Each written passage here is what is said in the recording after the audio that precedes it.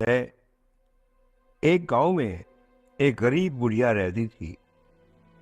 उसका कोई भी नहीं था, न बाल बच्चे न कोई रिश्तेदार।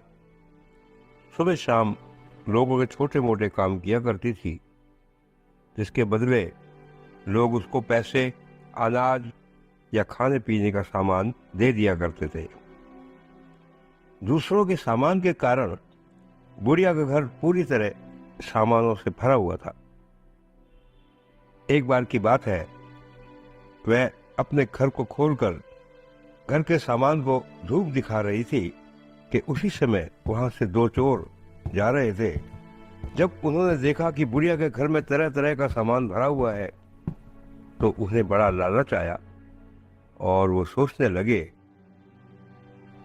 इस घर में तो बुढ़िया अकेली रहती है, क्यों ना हम आकर इसके घर को ही साफ कर दे।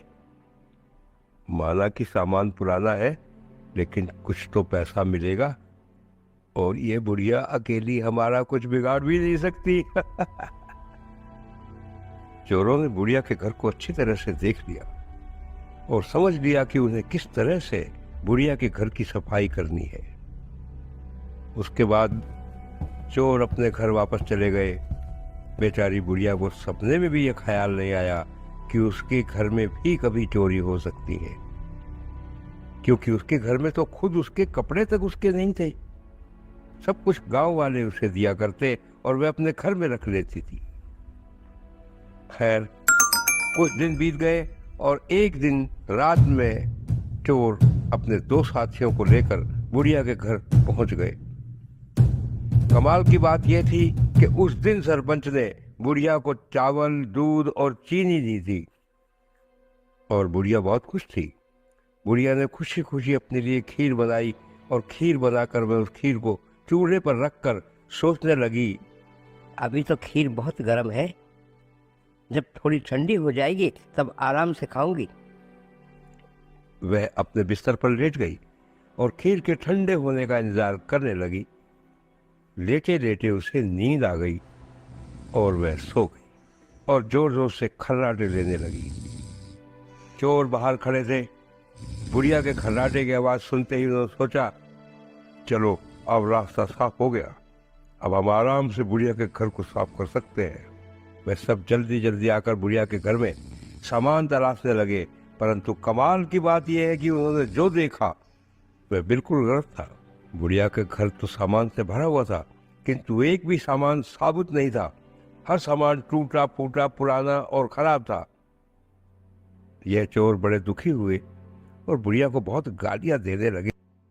देखो कितनी दुष्ट है ये बुढ़िया, आराम से सो रही है और हम बेचारे इतनी मेहनत कर रहे हैं। तभी दूसरे चोर की नजर चूल्हे पर रखी खीर पर पड़ी।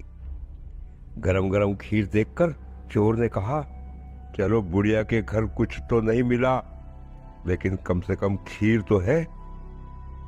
वह उसको खाने लगे।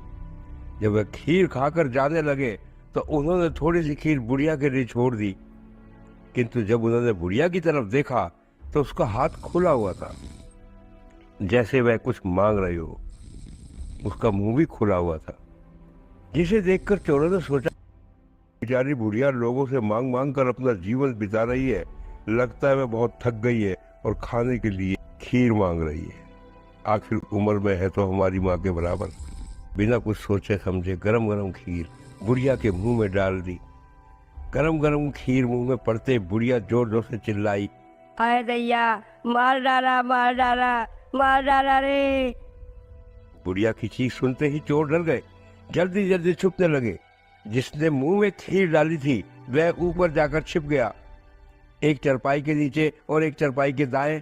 बुढ़िया की चीख सुनते ही गांव वाले बुढ़िया के घर आ गए और पूछने लगे, माँ क्या हुआ? बुढ़िया बोली, मुझे क्या पता, ऊपर वाला जाने। ऊपर वाले जाने कहते ही छुपा हुआ चोर बोला, अरे भला मैं क्यों जानू, तुम्हारी चारपाई के नीचे चोर छिपा है ना, वो जाने।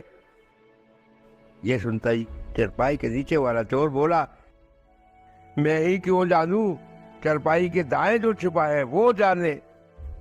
और इस तरह से तीनों चोरों ने खुद ही अपना पता गांव वालों को बता दिया और फिर गांव वालों ने उन्हें पकड़कर खूब